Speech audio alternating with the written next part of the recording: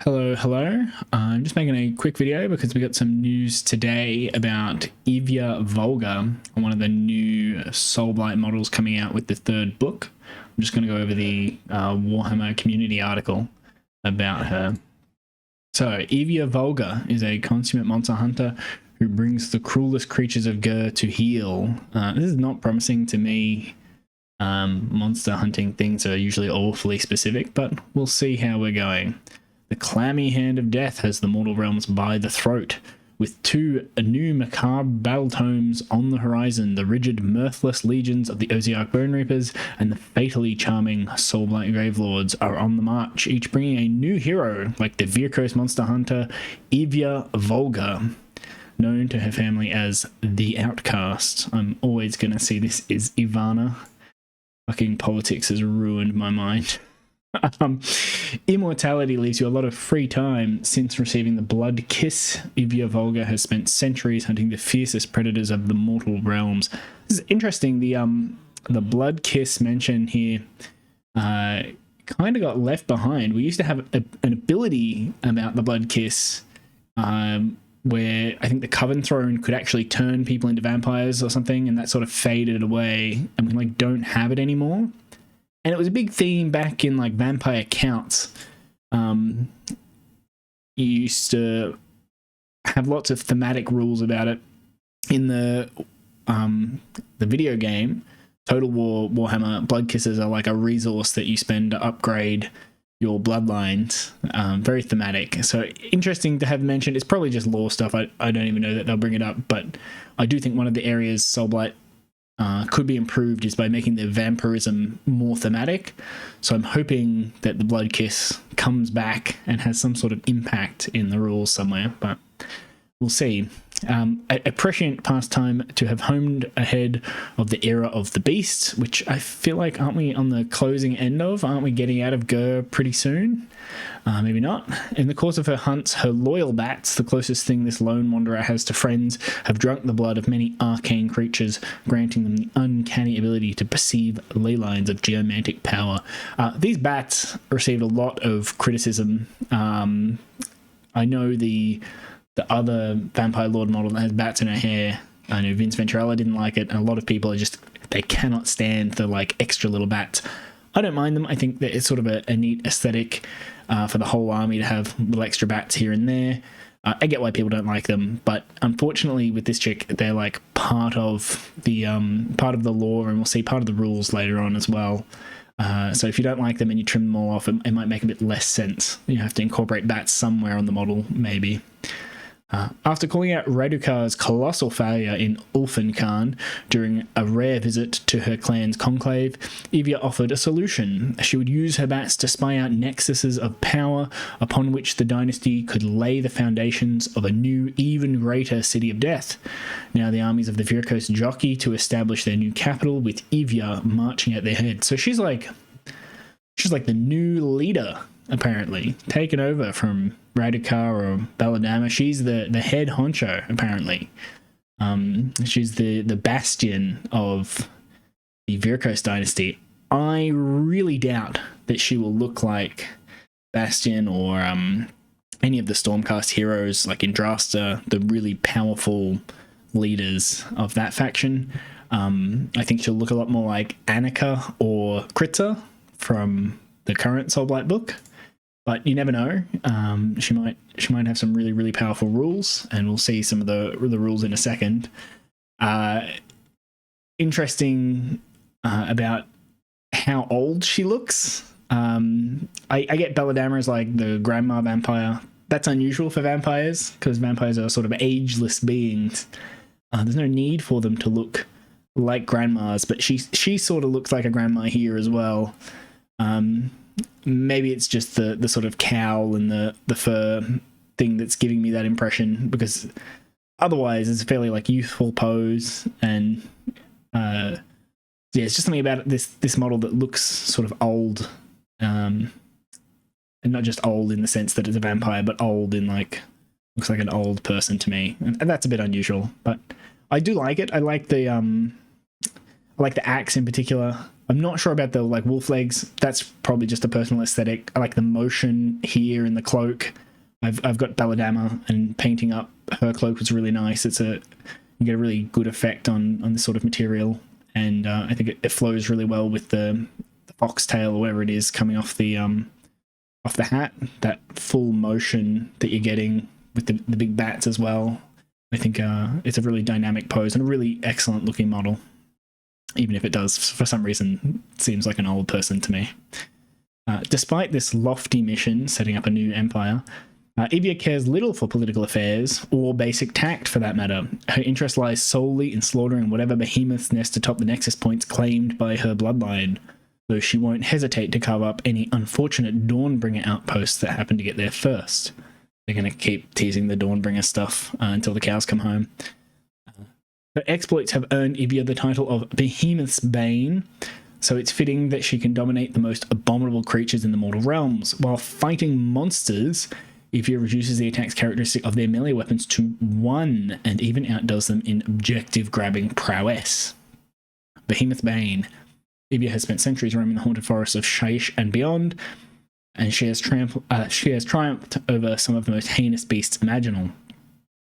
If any enemy monsters are within 3 inches of this unit counts as 10 models for the purposes of contesting objectives. In addition, while an enemy monster is within 3 of this unit, the attack's characteristic of that monster's melee weapons is 1.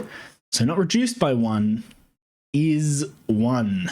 That's a big debuff, and this is a neat buff, but I can immediately see a couple problems with this. This is a very, very powerful sort of rule when it works, but it really hinges on it working. And look, we haven't seen the whole rules thing yet, so speculating on this is kind of silly. But if she's like Annika or Kritza and isn't a wizard, she won't have access to the movement spell, and she'll probably move 6 inches. Maybe because she's got big legs, she'll move 8, right? Like, she's got wolf legs. They might give her a bit of extra movement or something. Or they give her, like, run and charge, something like that. That might help a lot. But if she just has 6 inches movement and can't cast the extra movement spell, this is a lot less useful because she has to get within 3 of the monster. I like that once you get there, she's kind of safe because the monster only has 1 attack on each of its profiles. So it's... normally with someone like Indrasta, you can reduce the monster's attacks a bit by lowering them 10 wounds down their profile. But a lot of monsters can still just like turn around and kill your hero, especially if it's like a Gargant or something. They can just free themselves from the debuff by killing the thing that's debuffing them. In this case, it's such a debuff that it's hard for them to just use the monster to kill Ivya. So I like that, and we'll see in a second, she actually gets -1 to be hit as well at the same time.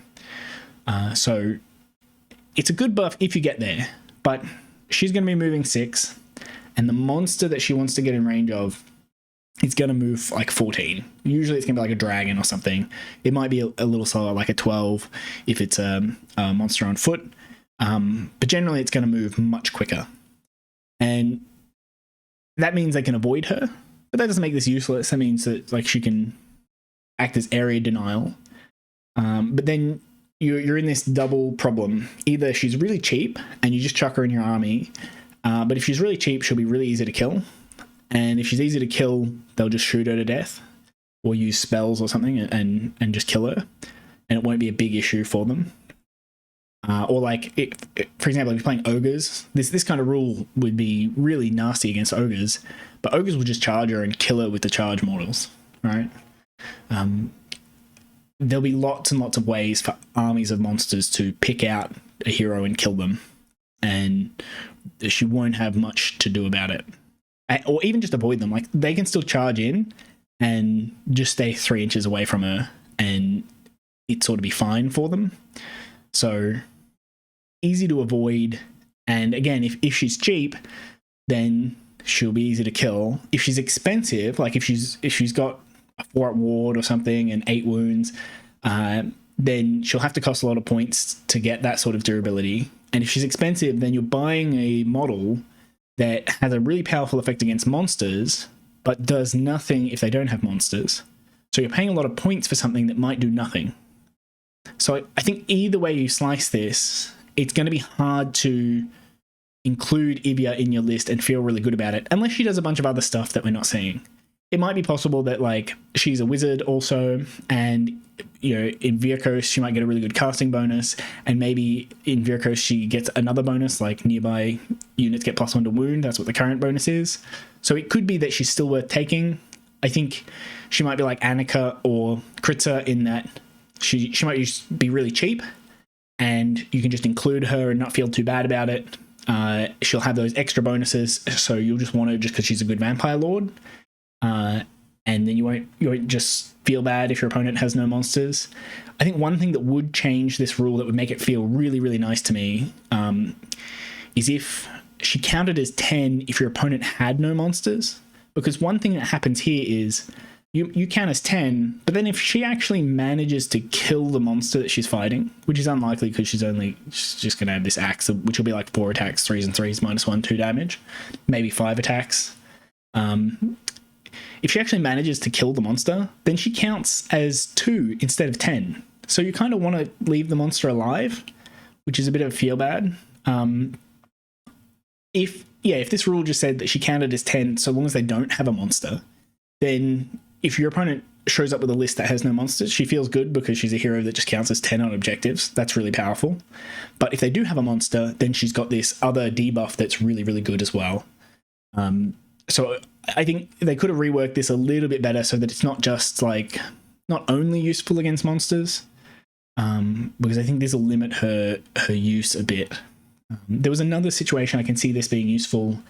One of the big problems with Soulblight at the moment is Raw shuts down your Vampire Lord's +1 attack command ability.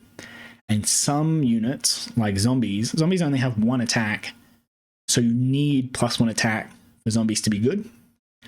And relying on that Vampire Lord for a command ability means your opponent can frequently just charge a big unit of zombies with a monster, raw them, and then they can just handle that unit of zombies really easily.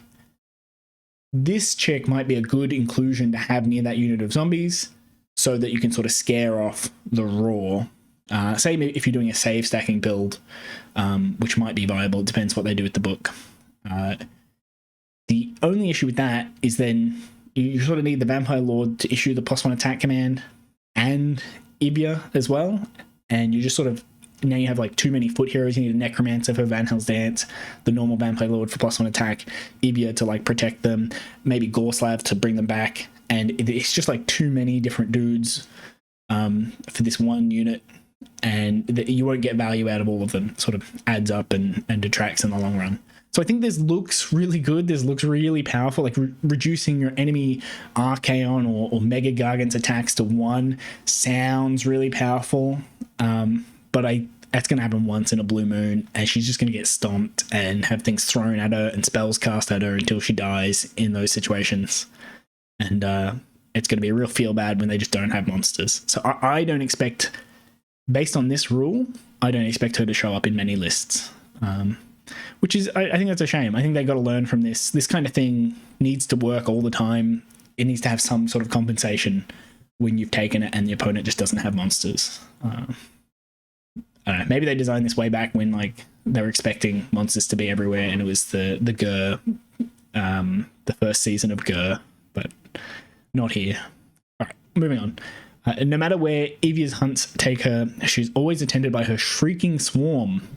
These blood-infused bats protect their mistress by surging around her in a storm of wings and fangs, causing opponents to subtract 1 from hit rolls. When Ivya is wounded, they throw themselves at her foe in a frenzied flurry of fangs, increasing their attack profile from 2d6 to 12. Okay, so 2d6 is, I guess, 7, which is like 3.5 hits. Maybe 2 wounds, maybe 1 damage, maybe. 12 is like 6 hits, 3 wounds, 1.5, 2 damage, depending on sort of their save. It's not a bad profile. Like, she's going to have, it's going to be the axe and the bats. If you compare it to like a Chaos Lord, I think a Chaos Lord he's got 2 weapons. One of them is 3 attacks, and they're like 3s and 3s, -1, 2 damage. The other one is the same, 3 attacks, 3s and 3s, -1, 1 damage. This is pretty common in a lot of newer War Scrolls. That's not bad. It's not going to be amazing, especially if her axe is just 3s and 3s, -1, 2 damage, like they always do. That's not bringing her up to being an amazing combatant, regardless of whether she's taken a wound or not. It's going to do like 1 or 2 extra damage. It's nice. It's okay as a second weapon. I like that you don't have to roll for it. Like rolling 12 attacks is kind of fun. But because she's a named character, you can't like make this flaming weapon, so you can't have 12 2 damage attacks. It's okay. The real gold here, I think, is the -1 from hit rolls. That sort of helps with this problem where she's just going to get shot to death. You'll get Lookout Sir and -1 to hit, so your opponent can't use all that attack to just like cancel out the Lookout Sir. That's really helpful, especially because I think Long Strikes and Bolt Boys are often on a 2-up, and they can use the sort of all that attack to remain on a 2-up. This will at least push them back to that 3-up with the Lookout Sir. So I think that's really good. -1 to hit rolls is helpful. It sort of combos with this, so they have 1 attack on the monster's profile and -1 to hit. They won't want to use all that attack on the like 3 attacks that their monster is getting, but they'll also want to really kill her if they end up in that situation.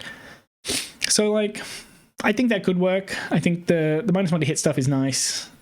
In general, I think Soulblight heroes need to be a bit more durable than they are, especially against being picked off from range attacks.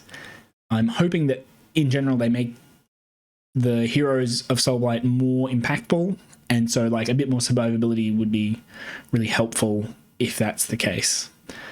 So we'll just finish off. The Vampire Aristocrats of the Soulblight Gravelords have plenty more up their blood-stained sleeves than just a new hero. There's a rich feast of new rules packed into their battletome, which you can pre-order on Saturday. Check back later this week for your first look at some of the new powers available to the Soulblight dynasties. Alright, so I'll probably be making videos when these new first look rules come out. It does look like we're not going to get new sculpts aside from this new hero, which I didn't really expect. I thought maybe they'd have a Graveguard thing. The Sons of Belmorn were really well received, so I thought they might have that, but it makes sense to me that we're not getting a bunch of new sculpts. We got a lot of new stuff pretty recently. We got new Dire Wolves, new Skeleton Warriors, new Zombies, Belladama, Radikal, Curse City sort of stuff.